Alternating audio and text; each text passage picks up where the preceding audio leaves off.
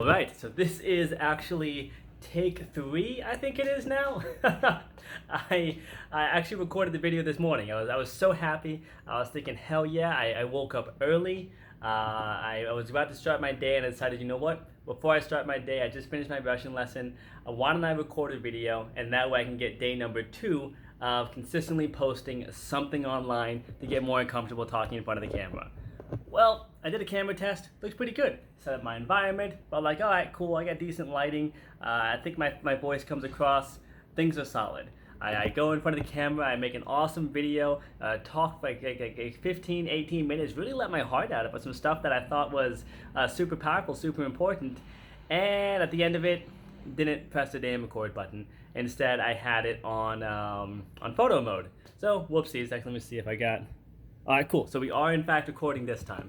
So in this video, I decided this time I just took a not took a break, but I just finished my exercise, finished eating breakfast, and now I'm about to continue to start my day. Though I want to get into video and vlogging and getting content out there.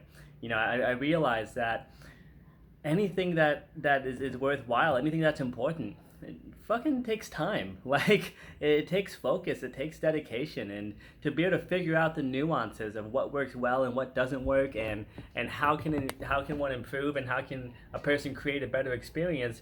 It really does require being able to practice. And I don't know why it's something where when it came down to something like vlogging or making videos, there was this kind of idea that, okay, well, it seems so simple. It seems so easy. I look at so many other vloggers and so many other people that have amazing brands and awesome channels, and then I compare myself to them, and I feel kind of shitty. I feel like, oh my god, my content is nowhere near that. It's not anywhere near as coherent or special, or talking about something that has a mind blowing epiphany at the end of it, and I kind of judge myself. And this was part of what kept me from making a vlog in the first place, because I thought to myself, what value can I provide? What use will it have? And that's why I do really like the Gary Vee model, which is record not for the sake of getting a huge following or a giant brand or something like that, but instead record for you. Record for the evidence, record for the documentation. That's something that really resonated with me, that really hit me, because I took a look at, I guess, this last year especially, I've really been able to take some time to think to think about my mistakes, to think about my past, to think about the different decisions that I've made and the effect that that's had. And the fact is, when I look back, I have very little documentation on almost anything that I've done. Like, I've had some amazing experiences, and I've had some really challenging experiences. At the same time, though, all the lessons and the stories and so many things from these, I forgot more than I can remember.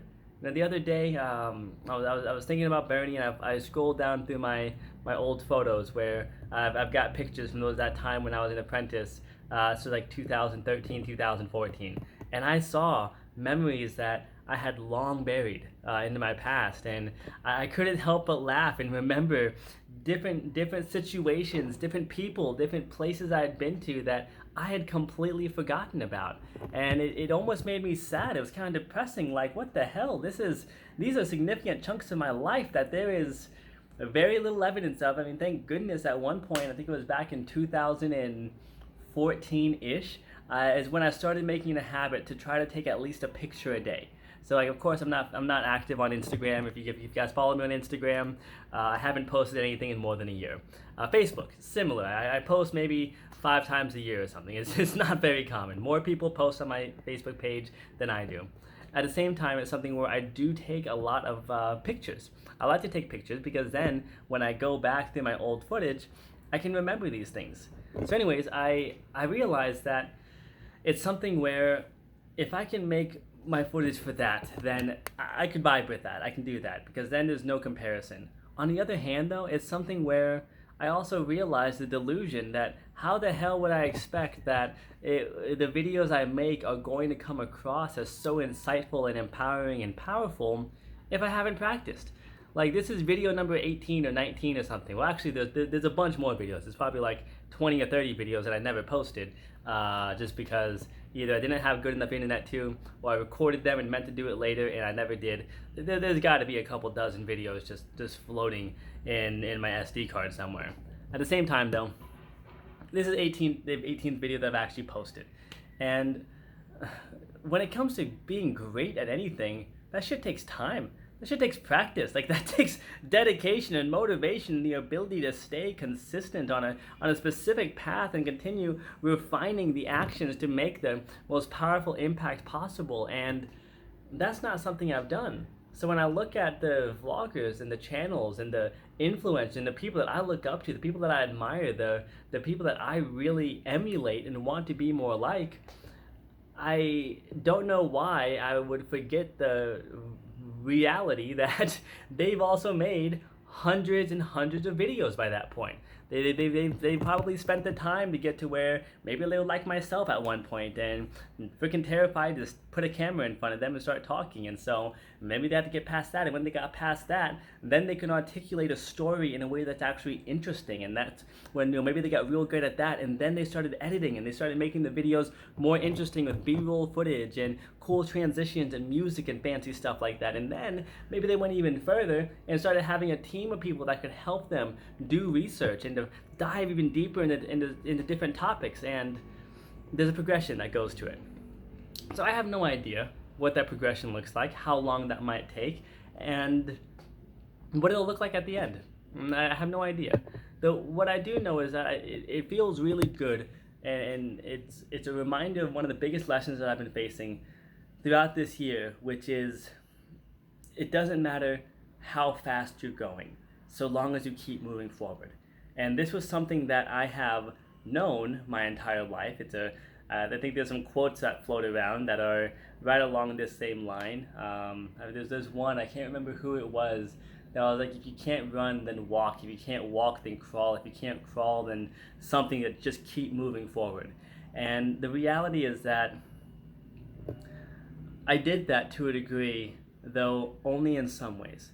Now, what I mean by that is it's something where if there was something that I really wanted, if I wanted to learn a skill, I wanted to make a business, if I wanted to go on a certain trip and experience some type of adventure, if there was a thing, I would think about it. And I'd think about it a lot, nonstop. And I began to adjust my actions to get to where I can get closer to having that thing. At the same time, though, I would very seldom focus on the steps of that journey that take me to the thing. Instead, I'd focus on the thing itself. So when I wanted to make a business that was successful, I focused on making a business that sold a bunch of stuff, that we made a bunch of money, and it made a bunch of revenue, but it made way more losses. Like we would make $100 and we would spend $150 to where nothing was left over. And so it was like, because I thought with the wrong mindset, thinking about that end picture, I want to make $1 million company, and then oh whoopsies, I made $1 million company, but it actually cost 1.8 million. That's not a winning scenario.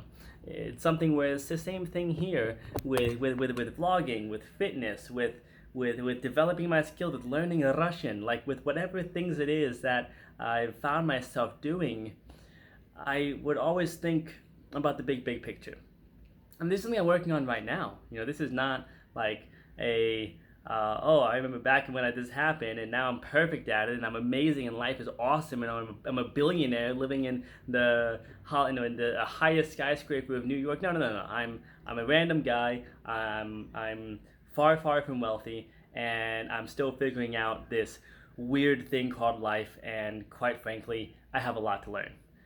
At the same time, though, this is one of those lessons that is impacting me, and I've been practicing this year and seeing amazing results from. Because just like with the video, being able to see how to make content like this and taking away that pressure of, well, it's got to be as amazing as these other vloggers that have been doing it for years and have 1 million subscribers, even the ones that aren't there yet, and they're still crushing it in their own way. There's a journey, there's a process, there's steps that one takes in order to get to succeed at something. One of the things I started doing lately is exercising. This is probably around February that I finally began to get into fitness. And Maybe it was March. Yeah, no, yeah, it was March. Either way, it was something that I've been meaning to get into fitness for fucking years, and I would always do the same thing. I'd work out for like a week, maybe two. I'd either hurt myself or I would just fuck off and give up and make some excuse, and then another excuse, and then another excuse, and all of a sudden, boom, it's been 2 years and I've gotten fat again. And it's something where I um, I would think about this image of the man I want to be, the body I want to have, the endurance I want to have. Yet I wouldn't think about the steps it took to get there. Making a business, I wanted to be very successful. I wanted to be wealthy. I wanted to be free. I wanted to be able to have a lifestyle that allowed me to travel, allowed me to go and do things, to be able to invest in the things that are important to me, to be able to make an impact in the communities that I know need some help. And I didn't think about the steps it would take to get there, the leadership qualities I would need, the ability to understand finance and accounting, to properly manage my expenses and my income, the operations and project management skills that would make sure that some things actually get completed on time and on budget. Like these were things that the skills I didn't develop. When it came to Facebook ads, I learned Facebook ads, became brilliant at it, made my clients many, many millions of dollars. Yet at the same time, though, it wasn't until I looked at the foundations, the fundamentals, and mastered those, really looked at how to craft a great angle and offer, to understand what creative would make the most sense on each platform, and then how can I scale that out for the specific offers, for that specific avatar, with these specific angles to get the best result. Until I broke it down like that, that's when I started to have success. And I use Facebook ads as an example because in my crazy, messy, ridiculous, insane life, that's probably one of the only things I've actually succeeded at. I failed pretty miserably at relationships over and over and over again. I failed pretty miserably at running a business. I failed at trying to get fit. I've got a very, very long list. You ever seen the old TV shows where it has like the guy that has the never-ending contract that just keeps rolling and rolling? That is my failures. There's a hell of a lot of them. The one thing I did do is Facebook ads really well. It's because I focused on the fundamentals. So earlier this year, I thought, well, what if I stopped doing what I did before? Because clearly that shit wasn't working. I was flopping around, struggling for survival for most of my life. I've had multiple times where I've been up in high places. At the same point, though, there's been a whole lot of struggle. So what if I changed the game? What if I changed the focus? What if I made it to where instead of focusing on being some big fancy blogger that's got amazing, edited videos and some kind of fancy production process and really sexy B-roll videography, what if instead I just pointed the camera at myself and talked? What if instead I just made it to where I took one step? What if instead of thinking I need to be able to run 10 miles straight and do a 3.5-hour yoga session and smash 1,000 push-ups in one sitting, what if instead I just spent 10 minutes doing really great stretches? And then I did a bunch of jumping jacks, squats, and burpees to get my heart rate going. And what if I did that consistently every single day? Maybe it's not hyper intense, maybe it's not grandiose, but it's consistent.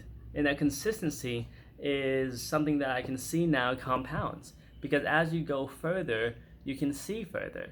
And as you start to develop strength, you become capable of doing more things. And for myself, what I'm finding is that the different skills I've been developing, skills of patience, skills of humility, skills of being able to stay present in the moment and really find what is useful. One of the things that had hit me bad was being able to focus. I was constantly on Facebook, on Instagram, looking at Snapchat, or thinking about where I want to go here, researching this online, like just my brain all over the place. And this year, I really made it a focus that I want to simplify my life. So I don't have Facebook or Messenger on my phone. I only use it from the computer. I don't keep Slack. I travel around the world and I only use a local phone. So that makes it to where I'm very seldom talking to people a whole lot on WhatsApp. So when I choose to do something, it's my choice. I'm putting all my focus into that thing, and in that moment, that is where my attention goes. And when it's time to do something else, I'm really practicing making it to where I stop doing that thing and I do something else. Now I'm far from perfect from this. I'm not there yet. Like anything, I'm kind of failing at it. Because if you look at my desktop, I've freaking got like 100 different tabs open. It's not an exaggeration. So yeah, there's still room to learn. At the same point, though, I break this down. I share this video because this is something that I really want to see myself become an expert in. someone that becomes great, brilliant at being able to, while yes, produce magnificent, amazing, just awe-inspiring results in whatever it is I put my mind to. I genuinely believe that the formula to making that happen consistently in my own life, in the lives of my future students, in the lives of anyone who I'm interacting with in the future, I do believe will be finding those fundamentals. What are those steps of the journey that are a requirement to take you to the destination? And then how can we drill down and refine those variables that are the fundamentals to getting there to make sure that you develop excellence in those fundamentals? Because if you become excellent at the fundamentals, well then being able to create excellence in the pursuit of the destination is inevitable. You can't not do it. It's like if, my very first mentor, as I'd call him, my percussion teacher back in middle school, he was a true master of this. This man was just militant precision and intensity. It's just an absolute psychopath in many ways. It's one of the most respected humans that I've known in my life, as far as the people that I respect the most. He wouldn't allow us to just do a drum roll. We had to sit there, and for weeks, all we could do is tap down, tap up, tap down, tap up. And we had to maintain perfect form. And if he caught someone doing this, he would scream at it. He would just tear them open. And for weeks, we had to practice the fundamentals. And then when we could finally start doing rolls, start doing fun kind of sounding exercises and songs, still, we had to do them hyper slow. If it's at 120 beats per minute, he'd make us practice it at 50 and then 55. It was excruciating for being a young man. Yet it taught me the power of mastering the fundamentals. So I say that because that really worked for me.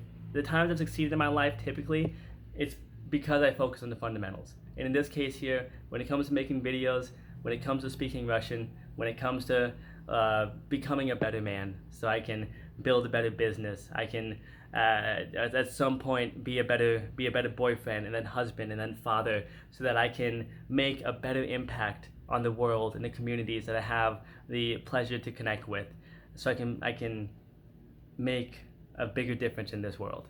So I hope this is helpful. I hope this is insightful. It's for friends, family, and the future to look back and see how things were. If you're watching, thank you. If you have any questions, comments, feel free to leave it down below. Super duper appreciate it. And until next time, bye for now, y'all.